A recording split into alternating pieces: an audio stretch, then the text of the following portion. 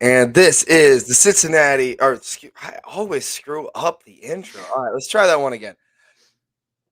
This is the Back Row Cincinnati Bengals show, all brought to you by fansided.com. Go over there, check out my blog, check out all of our writers' blogs. They got great stuff. And today, we are previewing the Bengals playing in the Super Bowl. We're previewing the Bengals playing in the Super Bowl.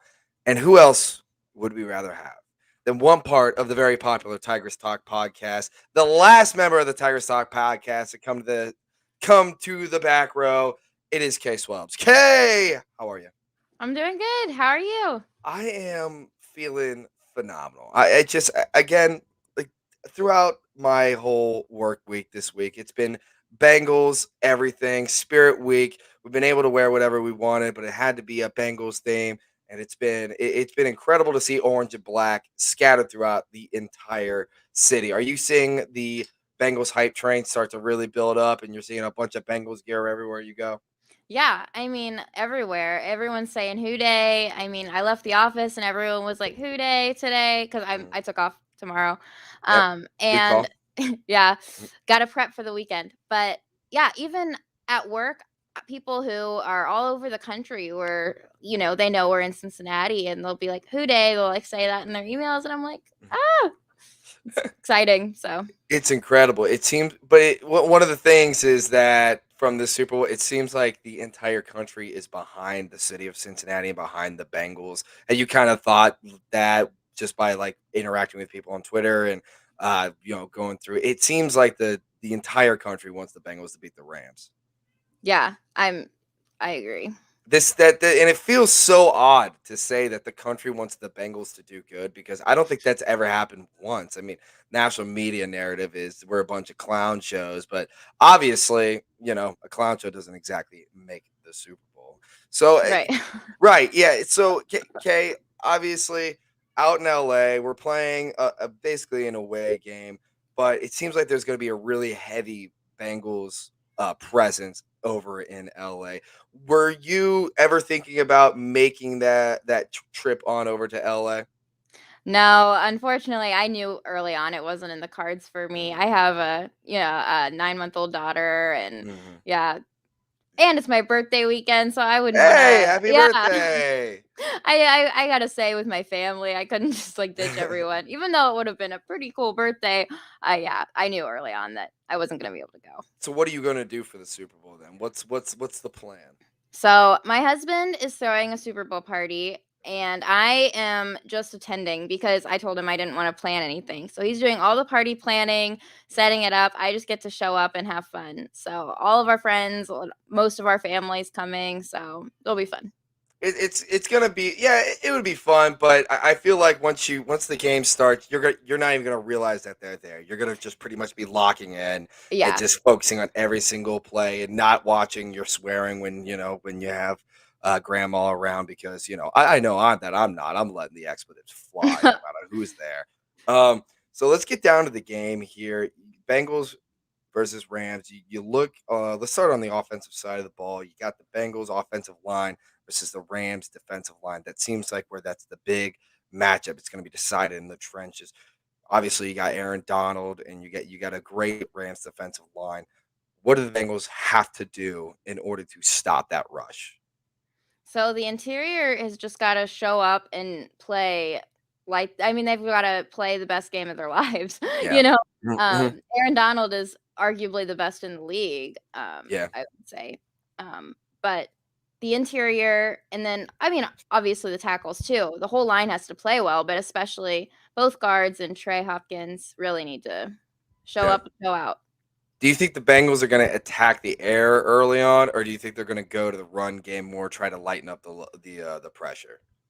I mean, I would like to see him air it out early, but it seems like throughout the playoffs, it's been run early and often, so Right. Right. Yeah. And it seems like that one of the things that the Bengals have been trying to do this entire playoff run is control the game and control and have that ball on offense for a long time. So I think that's going to be one of the biggest keys is it keeping that defense out there to wear that really, really good defense down. So, but when you're able to do that, then this, it starts to get a little bit easier and easier. So I do think we're going to see a lot more running, and especially in the first part of the Plus, it game. keeps the ball out of Matthew It Stafford's does. hands. That's Yes. huge too. Yes, Yeah. it does. So you look at advantages and disadvantages of each team. I want to talk about that. You look at the quarterback. Personally, and I think pretty much all around the country, everybody's saying Joe Burrow is the much better quarterback. So how do you feel about Burrow versus Matthew Stafford? I mean, obviously Stafford has more NFL experience and he's older. Yeah. But I mean, I obviously like Joe because he's Mhm. our guy, but Right. I genuinely think he's so smart and he's so good under pressure and he's so good when he gets hit. I mean, I'm betting on Joe every single time. Yeah, right. And I'm with you on that. Because I feel like a lot of the narrative on Joe is that he's real cool, calm, and focused and poised, and he is, and he's really confident. But sometimes it's kind of selling him a little bit short. He really is a great quarterback. His decision making is impeccable.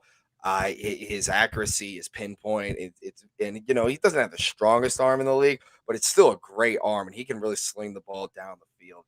And I do think he's better. I mean, I Matthew Stafford can throw interceptions. We've seen him before. Honestly, the Rams shouldn't even be there because he threw an absolute duck to the 49ers defense, and it should be the Bengals 49ers round 3, honestly, in my opinion. But Well, and they were lucky. I won't say lucky, but the Tampa Bay Buccaneers almost came mhm, back too. So, I mean, we've played in close games as well. So I don't yeah, want to like take anything away from their wins. Obviously, they deserve to be in the Super Bowl.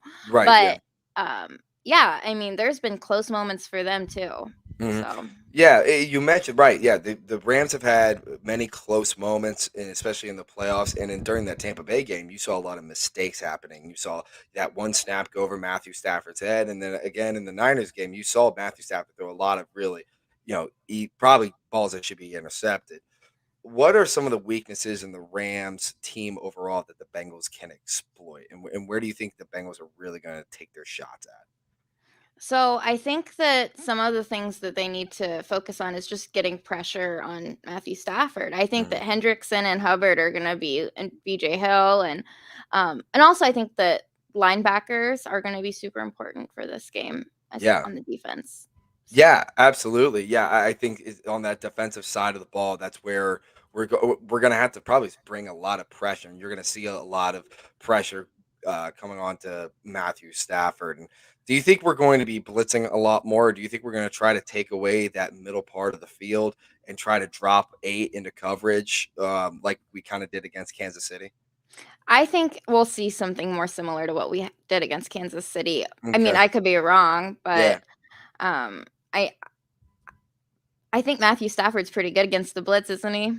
Oh yeah, no, yeah, I mean he's a quarterback that's in the Super Bowl. Yeah, Oh he's yeah, he's very good against the blitz, and we are going to have to again kind of control that, especially when you got guys like Cooper Cup and OBJ in their wide receiving core. Who it's good, but I don't think it's as good as the Bengals wide receiving core. yeah. Yeah, I was going to say, would you compare the offensive weapons that the Rams have compared to obviously what the Bengals have?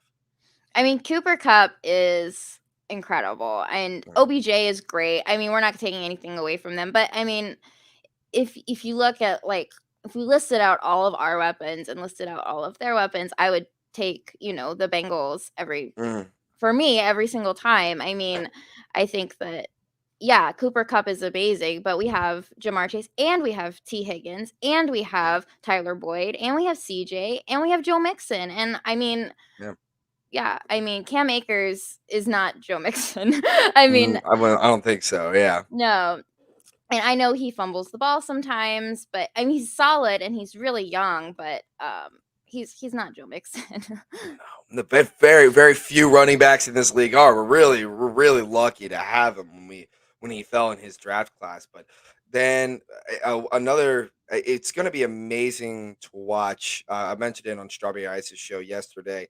It's going to be amazing to watch the chess match between Zach Taylor and Sean McVay. I think that's where a huge portion of this game is going to be figured out. And one of the things that the Bengals do so well is second half adjustments. Do you think that Zach Taylor has the ability to outcoach Sean McVay in this game? Oh yeah, and I mean, I think I mean, I'm not even hesitating. I think that Zach Taylor has learned so much since he was with Sean McVay, just because of some of those losing seasons. I think you learn a lot during losses, and he's learned a lot this season. I mean, you can see it. I mean, we're some of the best second half adjustment teams I mean, out of Yeah. everyone. You saw it against Kansas City both times. You saw it. I mean, you see it almost every week of the second half of the season. Mm-hmm. So, no, I wouldn't be surprised at all if he outcoaches him. And I don't know if that's spicy, but I It's think a it's gonna happen. I think it's a little spicy for anybody that's not within the Ohio area or following the Bengals closely. It's a tad spicy, but I think for you and I, it's pretty bland. I think that's yeah. No, I think that Zach Taylor can do that. I think offensively, Zach Taylor has a better mind for the game. Maybe not so much play calling, but just for controlling the clock, the flow of the game, how to use his timeouts. I think Zach Taylor gets the edge in that one. So I'm with you on that. That I do think Zach Taylor can outcoach Sean McVay. I want to look at this Bengals team altogether. So through this entire year, this is a Bengals team that has really captured the hearts of the city and the fan base. And really, I watched this connection between the fan base and the organization grow to a point that I've never seen it before as a fan. Have you noticed a bigger connection between this fan base and this organization? Oh, yeah. I mean, it started with, like, the Ring of Honor and, like, all of the stuff that they've added with more engagement with us. I feel Mhm. like we feel more of a personal connection to the team because of those things, Right. that have just been added this year, and it doesn't hurt that we're winning, so. Right. Yeah, absolutely. So were you able I kind of want to keep going off on this. How many games were you able to make this year? Were you able to make all of them or did you have a or which games were you able to make this year? So, me and my dad have season tickets. Oh, So, for the awesome. home games, I think the only one I missed was the Cleveland game, Mm. which I That was a wasn't good one to super. miss. Yeah, my Yep. little brother went with my dad for that one, but, Okay. the rest I was there for, so. Okay, so so you saw this year for, you saw this fan base get bigger and bigger. This is probably the best crowds I've ever seen at Paul Brown Stadium. Would you agree with that? Oh, yeah, I mean, it Mhm. started that Minnesota game was, like, electric, and I was like, "This is already a different feel, this is already a new season."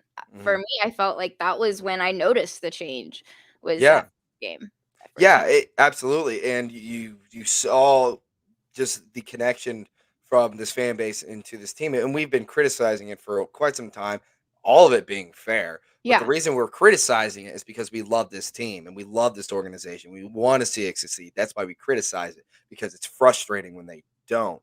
But now when they do and they do succeed and they are doing the right thing, the Bengals fans show out in droves and people come in from all over the place, and it's really great to see.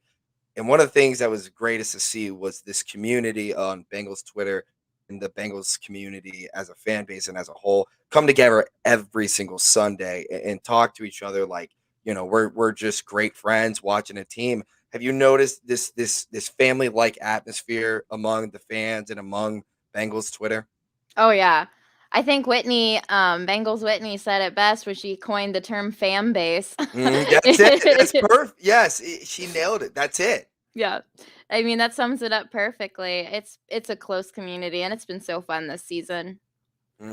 So you guys started Tigress Talk this year. So that I believe I've been told that's Jess's brainchild, and you guys have been growing ever since. And it's really been a great meteoric rise to watch Bengals or people from our community really grow and succeed. And it's really fun. You watch across the fan base. I mean, there is content all over Cincinnati Twitter. You got Tigress Talk, you got Bengals Gyms Talk, you got Strawberry Ices, which I'm on quite a bit, and you got Cincinnati Jungle, and it's really amazing to watch. And if you're looking for content, there's no, you don't have to look Yeah. far on Bengals Twitter.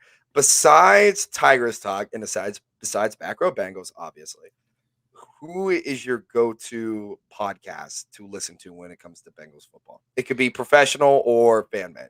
So I love the Locked On Boys. I Yep. think they're so fun and great. I also like the Athletics. Hear that podcast growling with hmm Paul and Jay. They're fun. And I'll do one more. I like the orange is the new black.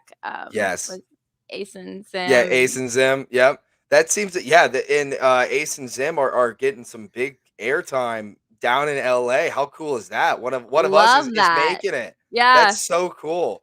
And it's only this is only the beginning. We're gonna start seeing more and more of this because we grow as the team does. But again, one of the things that I see is other shows helping each other out and having each other on. Again, I've had the graciousness to have all four of the Tigress Talk ladies onto my podcast, and it's been great every time, and we get great numbers. So again, very appreciative to that show, and I really appreciate it. Thank Yeah, it's such a good community because I feel like we all really want all of each other like to succeed. I you. mean, I think that we all want everyone to watch everything Bengals related because we're all obsessed and love Hmm. this team Yep. and want to consume every bit of information that we can. So, it's Yep. fun. It's been fun in Absolutely. that way. Yeah. So do you? I don't know if you want to reveal the plans yet. Does Tigers Talk have plans for after the season is over, and is it going to continue next year? Oh, Tigress Talk is not going anywhere. I Yeah, think we let's go.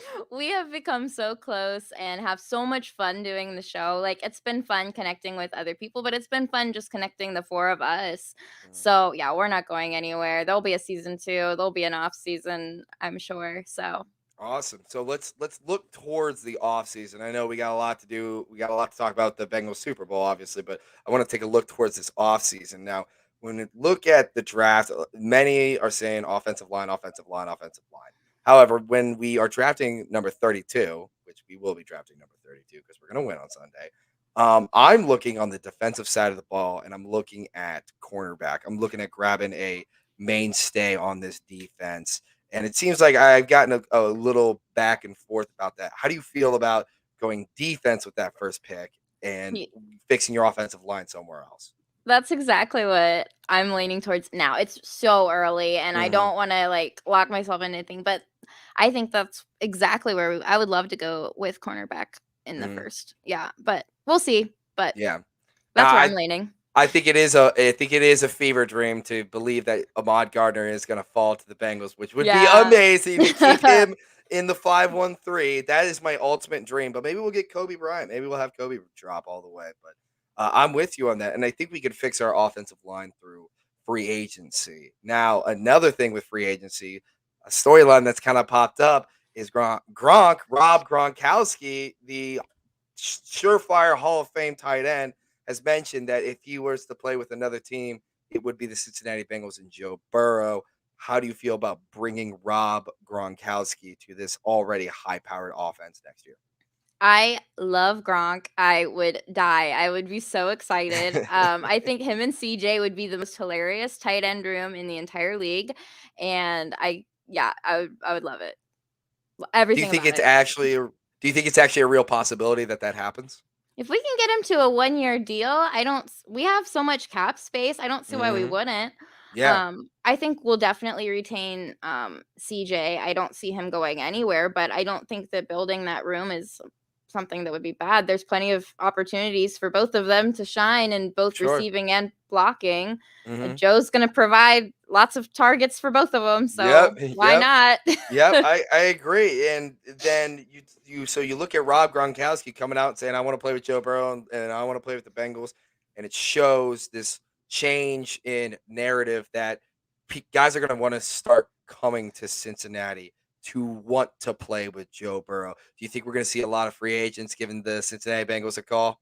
Oh, yeah. I think it's already started. Look at the free Hmm. agents we've already acquired. Everyone went to Yeah. Jeff Ruby's and with Joe Burrow, and then they were on the team. So, Yeah, right? I mean, that steak is delicious, obviously. So, I mean, yeah, I gotta say, Jeff Ruby is probably one of the best recruiters that nobody's talking about. He is a great recruiter. He brings a oh, lot for of sure. guys in. He's like 3 for 3 with Hendrickson and Riley Reef, and we're really missing Riley Reef out there this week. And offensive line is going to be a major, major portion of it, and we kind of talked about it with how they're going to scheme around Aaron Donald. And again, like I said, I'd love to watch them get that running game going, maybe some screen passes, really lighten up that pressure, and hopefully we can do that. I want to flip to the other side of the ball here, where we talk about defensively. So, well, I know we're kind of going back and forth. Back row on the back row show, we're all over the place. I have no, I never start with any notes. So, if you've watched any of my show, you know we kind of go all over the place. I have no set path. But anyway, back to the defensive side of the ball, you got to look at who's going to be lined up over Cooper Cup. Many in the national media and around Twitter that don't really know are saying Eli Apple's going to line up over Cooper Cup. That's probably not the case. Who would you like to see most lined up one on one with Cooper Cup?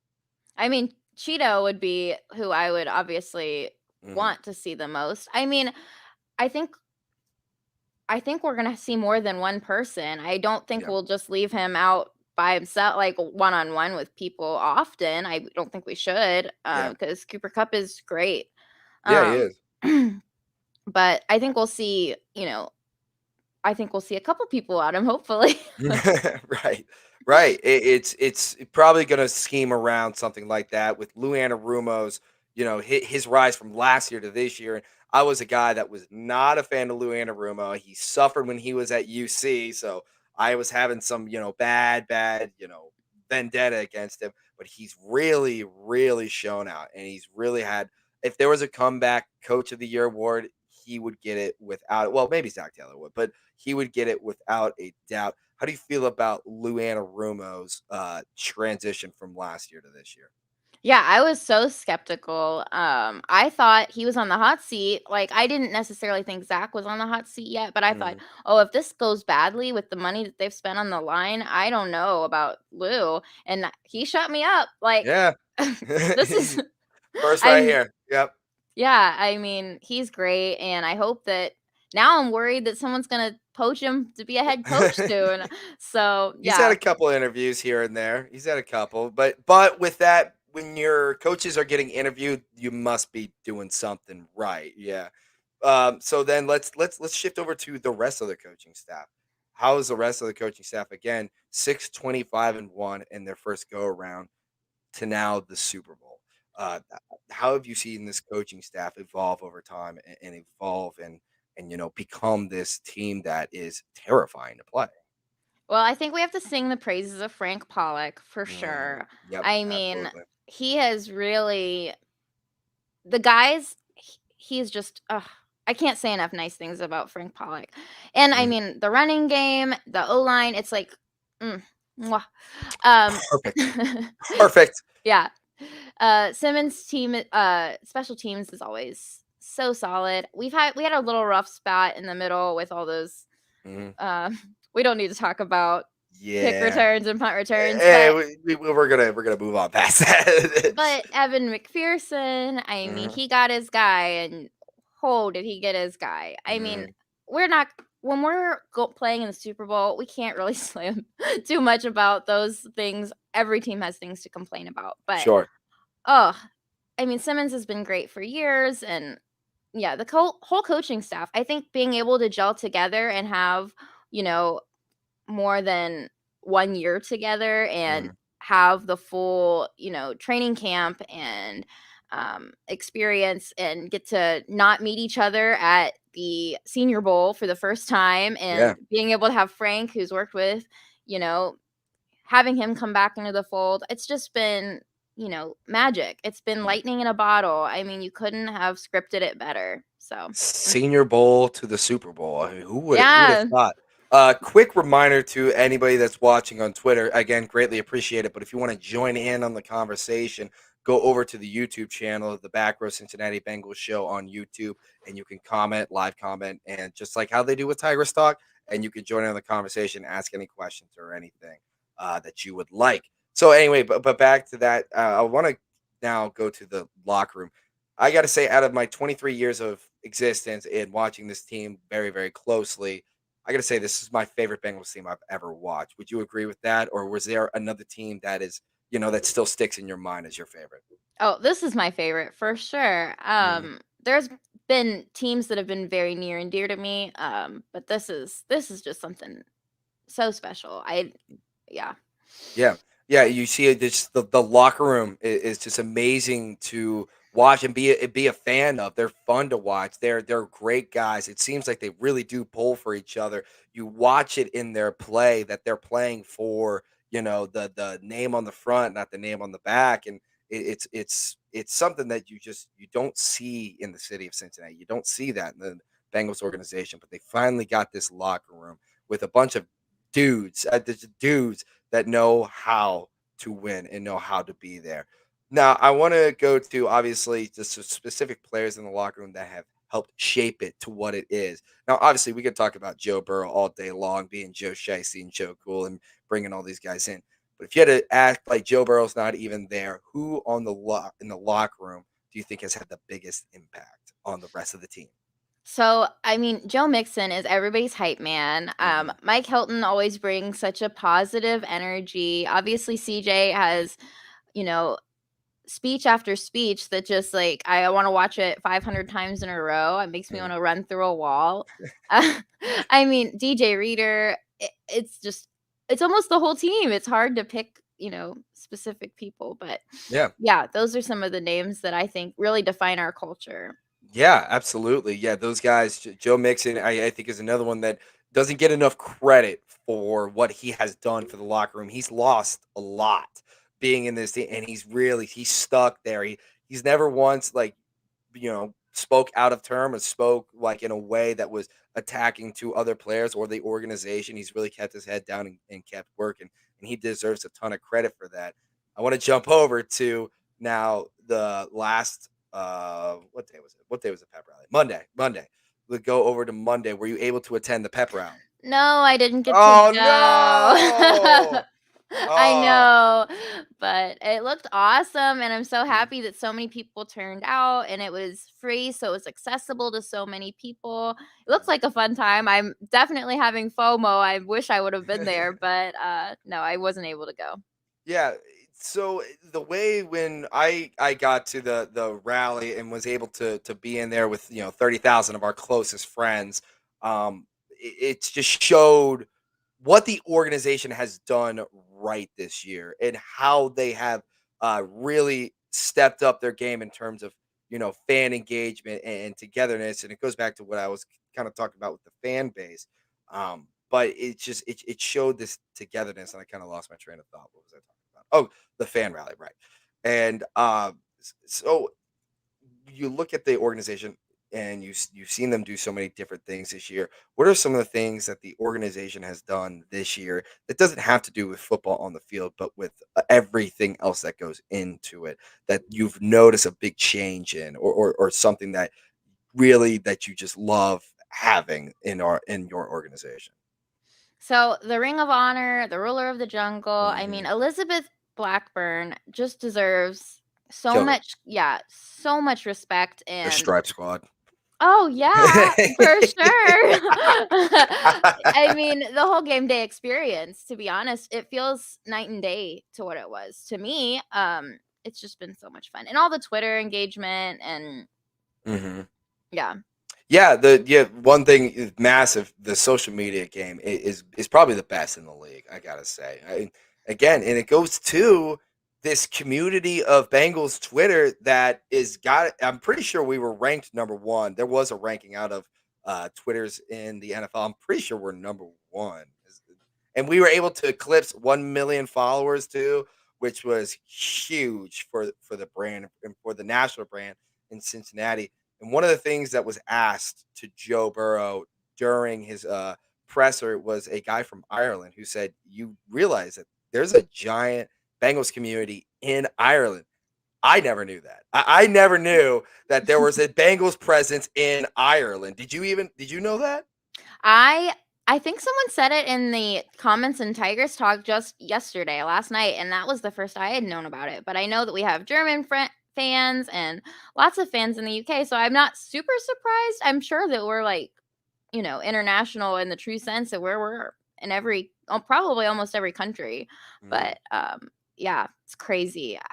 I don't know how it would feel to like know that you have fans in almost every country, but Yeah, I'll tell you this, when your pep rally has 30,000 fans and the opposing team has like 300 fans, that's a great feeling Yeah. as a fan of this organization.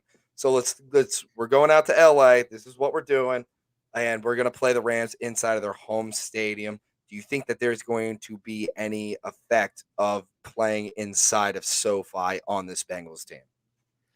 I don't think that it's necessarily like a home field advantage, but I definitely think that there is a certain advantage to not having to travel, to being home in a way where you've been in your comfortable environment. I think that that does have an impact, but I think that obviously it's going to be filled with fans of both teams. It's going to be filled with celebrities, so it's not going to matter in that regard. Just kind of, it's a normal practice routine for them in their normal place, in their normal locker room. That kind of stuff is kind of, that Mm, does factor in, I mhm. think. Yeah, you're right. Yeah, I have a hard time believing that a team that has been 7-2 in the regular season on the road and then winning two giant games in Tennessee and then in what's called the loudest stadium ever, I guess, in Arrowhead. We made turn that right into Burrowhead Stadium real freaking quick. Um, Sure did.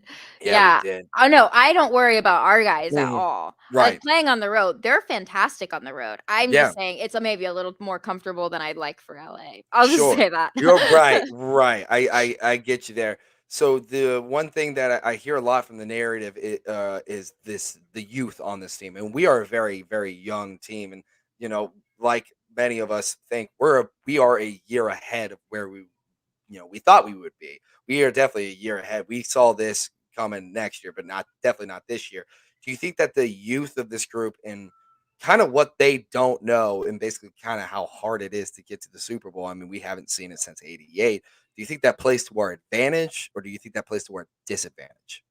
I mean, we'll see on Sunday. I think it will play to our advantage, but that's the way I see it. That's the narrative I want to go with. I'm Right. sure you could spin it both ways. I like that the pressure is kind of off because we don't know what it's like to, I mean, we don't know what Y- it's like to be there Yeah. before. It's exciting, it's fun, Mhm. it's fresh. It's just like you're living at the top of the mountain and you've never been to the bottom. Right. But I could see it the other way as well. I mean, you never know what it's gonna be like, and if it's gonna get in their heads, but I don't think it will, Right. but Right. you never know. Yeah, the Bengals open up as a 3.5 point dogs against the Rams. I believe it's at 3.5 now. It opened up at 4.5. Excuse me, I misspoke. So it opened up at 4.5. That's a pretty solid line, especially considering that the Bengals line against the Kansas City Chiefs was 7.5, and we were able to go out and obviously win the game. So do you think that was that line when it came out? Was that like, yeah, that sounds about right, about 4.5? That's what you think it would have been? Yeah, it didn't surprise me. I knew we would be underdogs, but I thought that the Kansas City, line was, like, shocking. I was surprised it was that much, especially when we didn't beat them that month, Right. But this one feels a little bit more right. I think we're gonna win, but I'm not Yeah. surprised we're underdogs by. Sure, right. Yeah, right. I'm not surprised either. I'm definitely slamming that Bengals money line. It's it's Yeah. been it's been cash for me every single time. So Works I'm for us. Yep, yep. Just gotta keep putting it down, keep putting that trust in Zachy T and the boys. So again, like I said, it opens up at 4.5. I forget the next question I was gonna ask you. Again, I just lose my train of thought all day. Oh man, I'm flustered. But that being said, it's at SoFi again. I don't think we're going to lose. I do think this is a team that's going to win. But when you hear from Rams fans and you hear from Rams media, if they don't win the Super Bowl, they are looking at this season as a failure. Is there anything in this game that could happen that would make you think that this Bengals season is a failure? This If they season is lose, already if a they lose, I'm success. sorry. Yeah, I Yes. mean, it's a success as soon as we won that first playoff game as far as I'm concerned. That was the expectation that I had for the team. I know that's not the expectation that those guys had, but that was what I wanted. I knew that this was going to be the year that we could, get to the playoffs and win a game. And that's exactly what we did. And we've gone so much further than I was hoping at the, week 1. But no, I think that no matter what happens, this is a successful season for us. Absolutely, absolutely. The accolades are all there. Jamar Chase is definitely going to win Rookie of the Year without a doubt. Zach Taylor should win Coach of the Year, even though he probably isn't going to. And honestly, Burrow should win MVP, not Comeback Player of the Year. He should win the MVP because I heard it on Coward a little bit ago. He said if you take Aaron Rodgers, who is probably going to win if you take him out of Green Bay and you put Jimmy Garoppolo in with Green Bay, they're still probably going to win. They're still probably going to make the playoffs, and that's because the NFC and their division's so poor. But if you take Burrow out of Cincinnati, you're not winning. Right. You're not. We're not even close to where we are right now. So, do you think Burrow deserves the MVP this year, or do you think it should outright go to Aaron Rodgers? I mean, I think he is deserving of the MVP. I think that he definitely deserved to be more in the conversation that he was. I also Mhm. think that Aaron Rodgers is worthy. I think that unfortunately, I think that they decided that it was going to be Aaron Rodgers earlier in the season Yeah. than maybe they should have. Mhm. But I think that he is very worthy of winning the MVP. I have a lot of friends who are Green Bay Packers I'm fans, so and I sorry. know what he means. I know. I know what he means to them, though. And as much as this year has been kind of up and down for Aaron Rodgers, he played very Yeah. well this season. And I Sure. don't think you can take that away from him. I also think that Joe Burrow was at least worthy of being in the conversation. I Mhm. mean, I obviously think as a Bengals fan, I think he should have won, Yeah. but Right. I definitely at least think that he should have been more in the conversation than he was. Let's go to the more important award, which I would say would be the Super Bowl MVP. Obviously, I think if you're looking at the Bengals, you're looking at Joe Burrow being the front runner for the MVP. Let's take Joe Burrow out. He's gone. He's not going to be the MVP, the Super Bowl MVP. Who can you see on this Bengals team being the Super Bowl MVP? So the only other person I think has a real shot is probably Jamar Chase. Okay. But I mean, I would love to see like Mixon have a day like he had against the Raiders the first time we played him, and I think Mhm. that could be a storyline where he could end up getting it. But I think it's going to be pretty hard for it to be anyone other than Burrow. Yeah. Right. I'm with you on that. If the Bengals are when the Bengals win, they're going to look right at the quarterback. They're going to look at Joe Cool, and he's going to get the MVP, the Nickelodeon MVP, which I think is way cooler than the MVP. I'm The sorry, picture is personally, so cute. He's it's got like amazing. it's so cute. I It is love it. perfect.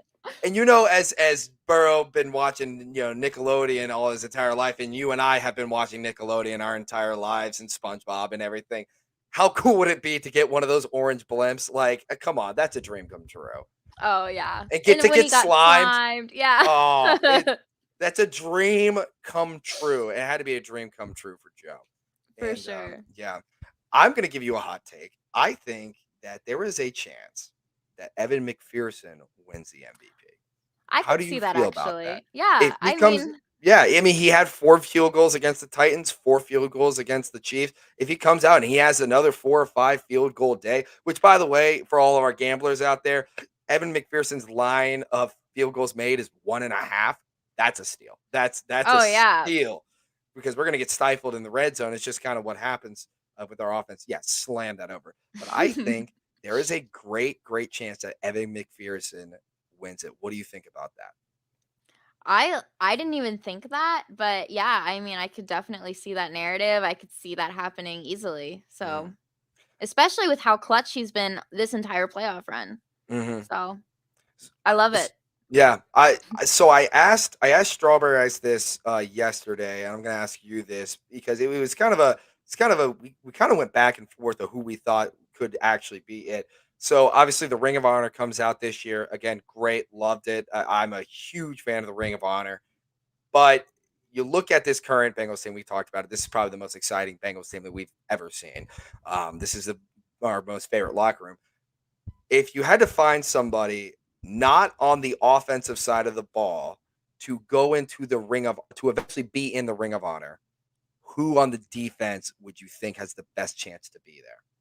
So as of this moment, and I know that there's recency bias to this, but I think that this might, I don't know, playoff P, after he caught that Yep. interception, I think that he has a real good shot Yeah. breaking the curse. I mean, he's the curse breaker. He He's the is a one who curse did it. breaker. He's it. So Yeah. And not only that, Jermaine Pratt has got to be the most improved player I have ever watched. Because when he first got here and I first saw him out there, he struggled. And I was not a fan of him. I'm like, we've got to move on. Like, he's not going to be good enough. When I thought, well, I was like, Marcus Bailey's going to come in, and we got Logan Wilson and Keem Davis Gaither's going to come in, and Jermaine Pratt's going to have to give up his spot. But he's really, really shown out. And like you said, he's the curse breaker. He got the interception. He stopped the Raiders from scoring, and now we're in the Super Bowl because of it. So Jermaine Pratt is a great guess to see who would go into the Ring of Honor. I'm gonna go with Logan Wilson. I that think was he's got the my most other. potential. Yeah, our two linebackers. I think he's got the most potential. I think that I honestly, personally, I think wow, besides Joe Burrow in that class, I think Logan Wilson was far and away the best pick. Getting him at third round was an absolute steal, and it's paid off in dividends. He's been great, and I think he's going to make multiple Pro Bowls. I think he's going to be a 5-time Pro Bowler from Cincinnati. He would have been this year if he didn't get hurt, but nonetheless, he's going to have a huge game against the Rams here. But that And being how said, cool is yeah, it that, like, if you would have said, like, 3 years ago that the linebackers would be such a strength of our defense, I mean, I yes, think I would yes, have been so shocked. yes, yes. It's been so fun to see that the growth from that whole room. It's 100%. And Yeah, even when there's an injury, the next guy comes in and he just steps right up, and mhm. it's been so refreshing. I It's don't great. It's, like, one part that I don't ever worry about is I know our linebackers are solid. Yeah, right. It's that linebacking room that has been so decimated with injuries and mismanaged, the linebacking room. It's amazing to see where it is now, and that now it's gone from a huge weakness in this team to a huge strength in this team. So tonight, NFL honors is tonight.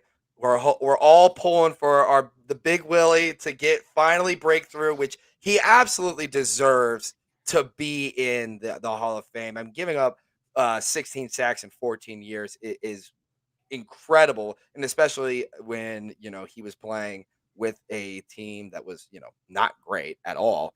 It's really hoping that he gets in. Do you think his name is going to be called tonight? I think it's his year. I think it has to It be. I has to have be, such right? a good feeling about it. I mean, I'd Mhm, be shocked if it wasn't. I think it's mhm. his year, and I'm so excited for him. Right. Give me three players on this current Bengals team now that you think will be in the Hall of Fame. Now you have to pick three.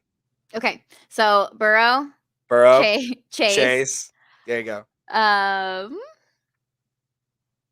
Who's that third? oh, the It's third, tough. it is tough. I think T. Higgins. I think Yep. maybe would have 2 wide receivers, from this Mm. team that could be Hall of Famers, so Absolutely. I think when we first drafted T Higgins, I thought same thing. I was like, this guy's gonna be a baller. He's gonna be really, really good. And he's shown out. And with Jamar Chase being here, obviously his touches have gone down, but his production has gone up because of how good this Bengals team is around him. And I'm gonna ask you another question here regarding the receiver room. Chris Collinsworth, another Bengals great, made the proclamation, big word there for your boy, made the proclamation that Jamar Chase is not will be, but is the best wide receiver in the Bengals franchise history. I am in agreement with him. I am in agreement. Right now, I think he's the best to ever put on the uniform. What do you think about that?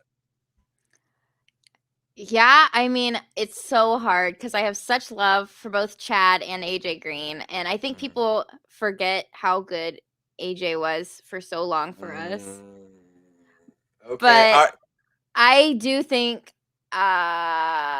it's so close. I think he is the best though. He's the best. Yeah. I think he's the best Mm. yeah, I think he's the best. Yeah, I think so But I too. think Now, it's close.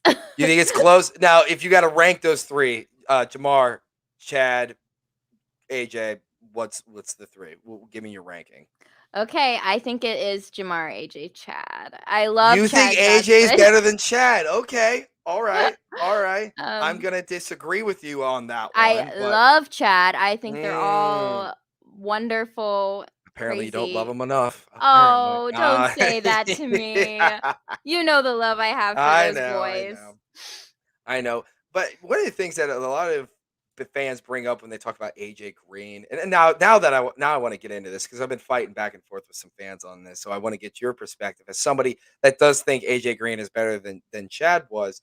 One of the knocks that was on, not knock, but one of the things that excuses that AJ gets a lot is that he had Andy Dalton, obviously having a bad quarterback, but I thought everybody calling Andy average to below average quarterback. I disagree. I think Andy Dalton was a above average quarterback, especially in 2015 when he had an absolute career year and he was having an MVP caliber season, if people remember. But I think the slander on Andy Dalton is a little too much now, personally, and I think that's one of the reasons why I'm putting Chad over AJ because I don't think AJ was able to elevate the rest of the team around him the way that Chad and the way that Jamar is able to do. Yeah, I think that I love Andy Dalton. I Mhm, don't think that he is in the same quarterback class as like a Joe Burrow or a Aaron Rodgers or someone mhm. who Oh, can yeah, yeah, right. literally put the entire team on your back. And that's what, you know, I I I don't know. I agree with that. No, right. Yeah, he's not in that class. And I And don't we think you can expect a wide receiver to take on the entire role Yep. of a quarterback and Mhm, put the whole team on a wide receiver's back the way that a mhm. quarterback is able to do. I just Right. don't think that's realistic. I think that it's kind of hard to compare like Carson Palmer and Joe Burrow to Andy Dalton. I don't Yeah. think that's because Andy Dalton is great and Andy Dalton was great for us for years and years. And like you said, he had an MVP caliber season. Mhm. But I just don't think that they're in the same category for No. me. Oh, yeah, I will absolutely agree with that, and your point of elevating the rest of the team as a wide receiver is much, much, much different than being able to elevate the team as a quarterback. Yeah, I understand the argument for AJ Green, and I get it. I just personally think that his inability to be on the field all the time is exactly what's killing him. I mean, you're in the NFL, your best ability is availability, and AJ has been out for so long. But anyway, we don't have to worry about that now because we do have Jamar Chase. We do have the best Bengals wide receiver in the Yeah, league. We're playing in the freaking Super Bowl. Okay, we're playing in the I freaking. know. It's so. It doesn't even feel real. It I doesn't get feel real. excited every single time someone says it. Every Hmm. single time. It's been 2 weeks and I'm like and I've been floating. It's been Yeah, it, amazing. it's amazing. So we got to close it out with what's your prediction for this game? What's the score? How's it gonna go? How can you see it ending?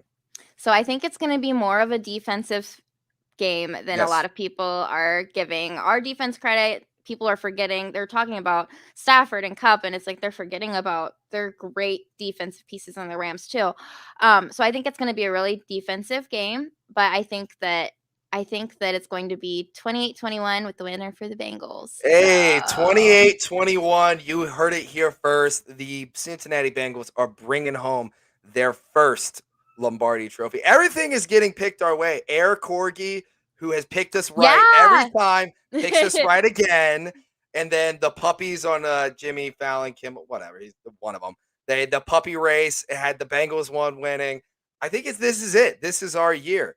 And it would be really funny on a personal level to watch the Rams throw so much money at a team and lose I the know. Super Bowl to a team that is just beginning. And I think that's the most magical part about all of this.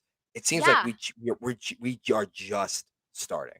And I'm so excited to see how whoever wins the Super Bowl, how that's going to affect the way that teams are constructed in the future because these are Mhm. completely different worlds.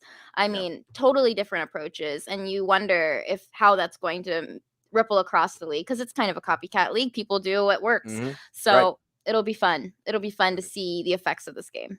Absolutely. So, real quick before I let you go here, and you've given us about damn near an hour, and I really, really appreciate it, Kay. But let's look at a little bit towards next year. You look at the AFC North around us. Pittsburgh is really close to in shambles. They just hired Terrell Austin to be their defensive coordinator, and we all know how he turned out in Cincinnati. So I am a-okay with that hire. I am way a-okay. They don't know who their quarterback is.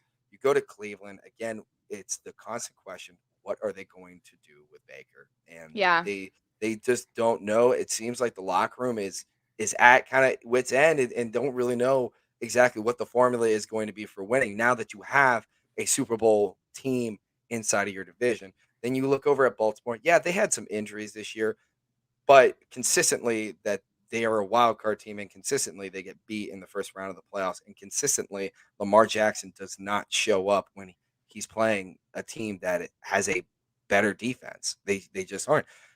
Are the Bengals set up for the next 5 years to win the AFC North? I mean, you can never guarantee it, but I like where we're sitting now, and I like the chaos that's kind of happening throughout Right. the AFC North. Mhm. I love to see our rivals in shambles. It makes Yep, me very right. happy, especially Very, very Pittsburgh. happy. Yes, Um, yes, indeed. Give me all of the quarterback controversy in Cleveland. I mean, just give it to me. I think that when Lamar is healthy, I am a little bit more afraid of that team. Mhm. I'm not particularly There's been a lot of turnover there, though. I mean, Sure. there has been a lot of I mean, Wink Martin is gone. yeah, he's Yeah, gone. gone. So, it's gonna be a completely different team.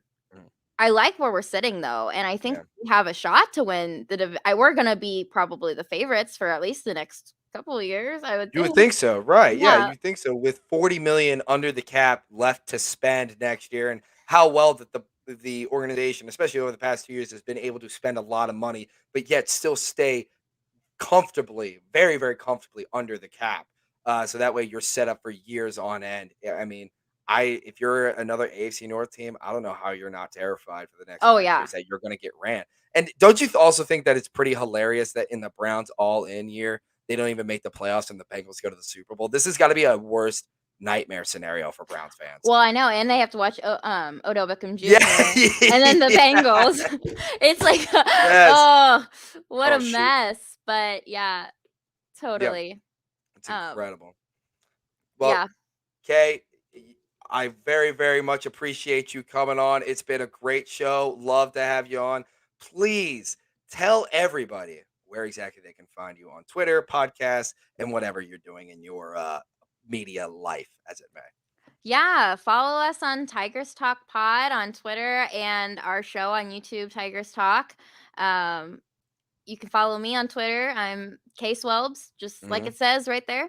So, Yep, right there. KSwells at KSwells on Twitter. yeah, that's where you can find me. I'm also on Instagram, but not very much. So, Also on Instagram, but not very much. There you go. Well, speaking of Instagram, I feel like that it's only appropriate that I have to address my audience as a picture may today. I know you're very excited to talk about this, but oh, went out. Um, yeah, no, that's real, and that's me, and that's one of my very very close Houday family member or not family member. Oh God, no, oh who no. Bengals community people, and we very much yeah. So we were having a great time at Bengals gym. So I mean, what could you say? And the funny thing was is like after I did text, I was like, "Do you see any? Did you see any cameras?" She said, "No," but I know Kay was watching, and I was like, oh, "Okay, great, awesome. That's gonna be great when that comes out on Tigress Talk." I was like, but it was all good, and it's honestly a great. When you look at it, it's a great picture. So I can't even deny it. It's a great picture. Oh yeah. It's the one. It's the kiss that sent us to the Super Bowl. So I mean, That's great. I yeah, there love you go. that. So we're embrace. It's an embrace. It's an embrace. But anyway, so Kay, it's been absolutely awesome to have you on. Thank you so much for coming on again, for real. Thanks for having me. It's been a blast. Absolutely. So you can find KSwelbs at KSwelbs on Twitter. You can also find her on the Tigers Talk podcast. When are you guys going live next? I don't think we've decided yet. Mhm. But we will put it on the Twitter account for the podcast when we're gonna go live. Great, awesome. So go follow at Tigress Talk to go find out when their next podcast is, and go join and it's super fun to watch their podcast. They engage with their fans every single week. They do different segments. I forgot my tinfoil hat. I was going to wear it, and I was a little too late. And I was like, damn it. As soon as I got on, I forgot about it. But anyway, yep, put on the tinfoil hat. Let's go. And it's not a conspiracy theory anymore. The Bengals are in the Super Bowl, and KSwelbs is calling a 28-21 victory over the Rams. Okay, again, it was great to have you. This has been the Back Row Cincinnati Bengals show, all brought to you by fansided.com. I am your host, Josh Miller. Thank you so much for listening. And real quick before we go, we're going to go over some just overall season numbers. We reached over 1,500 followers on Twitter. Our highest listened to episode was 2,000 listeners. That is a number I never thought I'd get this podcast to, and especially not this year. So I want to thank all of the fans and everybody and all of the Bengals Twitter community for promoting the show and coming on, and great people like KSwelbs and great people like Jared Bear and Strawberry Ice and Jess and Captain Obvious and Tony the Tiger and so many others that they're we got too much time. We'd be here all day if we just talked about Bengals community. But anyway, this has been the Back Row Cincinnati Bengals show. Follow me on Twitter at Back Row Bengals. Thank you so much for listening, and let's go win us a freaking Super Bowl. I'm going on later tonight with the EMQ podcast to talk a little bit about Bengals. I'm going to tweet that out a little bit later. Thank you all so much for listening, and a solid, huge hoo-day. Enjoy your